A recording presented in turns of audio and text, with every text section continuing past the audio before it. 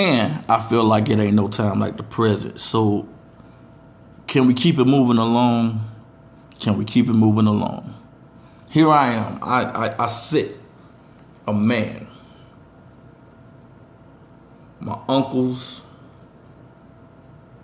my constituents and other people that was with me coming up in life gave me all the variables that my mom couldn't give me. They put into me. I made it look bad for a while because my attitude, I had to be the hardest.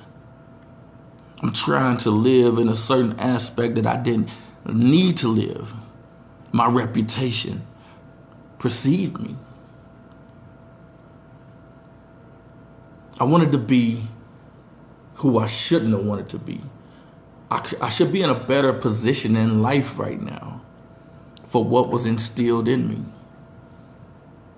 But yet, I became stereotypical. Even though I had the knowledge, I was still imprisoned by my mind. Because when you got everybody, I moved out of Louisiana and went to Nebraska, so the transition wasn't easy for me. I didn't look like the people there. I didn't talk like the people there. My how you say it, my swag or whatever, my class, everything that I did was not of that culture. The black people grew up different up there. I was a little bit darker than they were. I didn't talk like they talk. I didn't walk like they walk. I had my own, my own thing going on. But, you know what the women liked about me? I was different. And instead of understanding at that point in time in my life that different is what made me the man that I was, or the young adult that I was coming into my manhood, the reason why people liked me was because I was different. I became stereotypical. I became the same run of the mill. The same guy that they had come up with, I had become. Only thing didn't change is my language. That's it. But the way I carried myself, the way I did things, I wasn't different anymore. So why should they still be attracted to me? It's no reason to be. Because I'm giving off this energy. I'm giving off the same energy, the same vibe that the guys they've been dealing with their whole life is giving. But when you understand men and women, that when you are about something and when you're about that change and when you're talking and thinking about this transaction for change in your life, just understand one thing and one thing only. You release pheromones. Those pheromones will make people attracted to you. It'll cast off the ones that don't need to be in your circle and in your life. It'll bring about the people that need to be in your life. But to do this, you got to be willing to accept your role in this world. You got to put down the alcohol. Sometimes one habit may lead to another, but I had alcohol. The last few days and weeks, I put it to you like this here. I tried to take a drink the other day of a good bourbon that I like to drink. The taste was so disgusting, I damn near vomited. And I say that to say this. There come a point in time in your life where God didn't invested too much in you to watch you abuse you. So he started giving you signals and signs and start changing things about you mentally that other people don't yet see, but the transaction for the change is coming. Just be patient. You know how sometimes that money machine don't give you that money right away? It got that little pause. It's processing. And once the processing is over, that money flicks out. Some of you had the opportunity to raise your balance, to raise your withdrawal balance.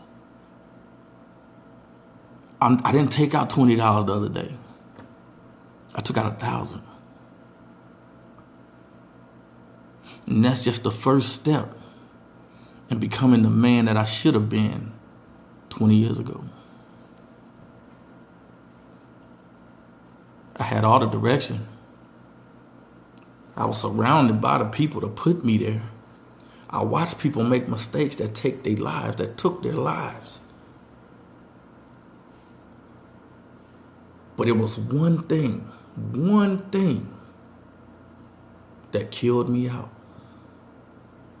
It's the way a woman felt about me when I was about 16, 17 years old. And another incident that happened when I was younger. But at the same time, neither here nor there, I still had God. I had to trust. I had to believe that I was more than what I was subject to. I'm better than where I am now. I can't be content in the state that I was living. I was nurturing, feeding my own demise. Got to do something better.